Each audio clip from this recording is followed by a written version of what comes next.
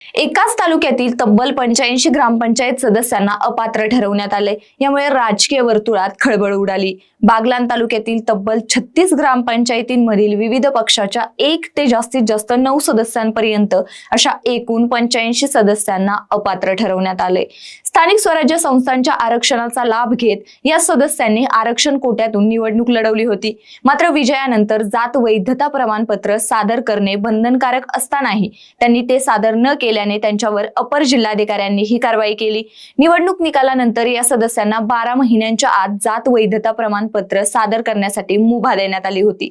मात्र महाराष्ट्र शासन राजपत्र असाधारण भाग 4 सुधारणा अध्यादेशानुसार 10 जुलै 2023 नुसार निवडून आलेल्या सदस्यांना जात वैधता प्रमाणपत्र सादर करण्यासाठी अध्यादेशाच्या तारखेपासून पुन्हा 12 महिन्यांची मुदतवाढ देण्यात आली होती।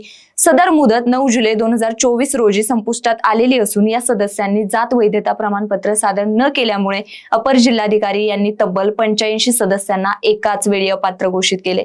अपर जिल्हाधिकाऱ्यांच्या या निर्णयाबद्दल तुम्हाला काय वाटतं? कमेंट करून नक्की सांगा आणि महाराष्ट्र जागरणला सबस्क्राईब करायला विसरू नका।